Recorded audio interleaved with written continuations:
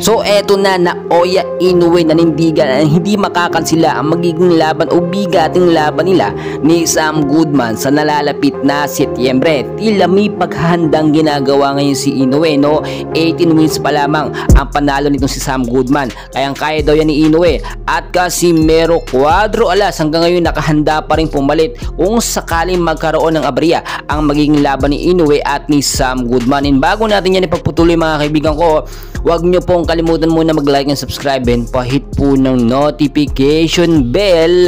Maraming salamat po. Mga kaibigan, alam naman natin na mainit na pinag-uusapan yung nalalapit na laban nga po ni Inoue sa Setyembre kontra dito, no, kay Sam Goodman. Well, alam naman natin maraming boksingero ang humamon kay Inoue, pero si Sam Goodman po nakakuha ng slot para labanan si Inoue. Kumpiyansa pa rin ang kampo ni Naoya Inoue na hindi sila mabibigyan ng unang talo nitong si Sam Goodman dahil nga po ang magiging laban ni Inoue ay sa bansang Japan pa rin po gaganapin o gagawin mga kaibigan, o doon pa rin sila maglalaban, which is noon pa man sinabi na nga po ni Bob Arum na tumigil na lagi na lang sa bansang Japan at lumaban, no, ilabas naman yung galing ni Inoue sa ibang bansa at sa Amerika nga po ang tinutukoy dyan ni Bob Arum mga kaibigan. Sa part naman ni Naoya Inoue, no, wala naman daw problema dahil hindi naman daw po talaga sila nandadaya, no, at lahat naman daw ng mga rules ng World Boxing Organization ay kanilang ginagawa.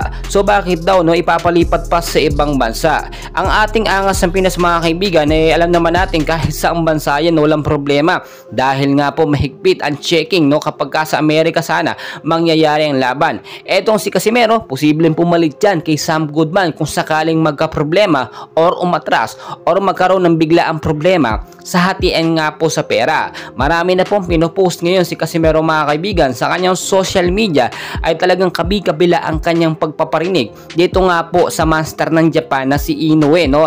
Ang sinasabi nila hindi daw si Inoue pinapansin, hindi daw inapansin ni Inoue etong si Casimero kapag ka nagbibigay o nagpapapansin. Well, alam naman natin, no, ay dinay lamang ni Inoue yung galing nga po ni Casimero kasi natatakot po siyang labanan ng ating angas ng Pinas na talagang yun lang ang makapagbibigay sa kanya ng talo. Kasi sinasabi ng ilan talagang hindi daw tatagal itong si Casimero, pero nakita nyo naman kung paano yung training na ginagawa ngayon ni Casimero Cuadro Alas. Tinalo ni Inoue si Nonito Donaire, si Marlon Tapales, pero never and ever po matatalo etong si Cuadro Alas natin dito nga po kay Naoya Inoue, which is alam nyo naman noon pa man ay talagang umaatras na. Gusto nga umangat po ng dibisyon itong si Inoue, no, para hindi makaharap si angas ng Pinas, which is tinutulan po yun ng World Boxing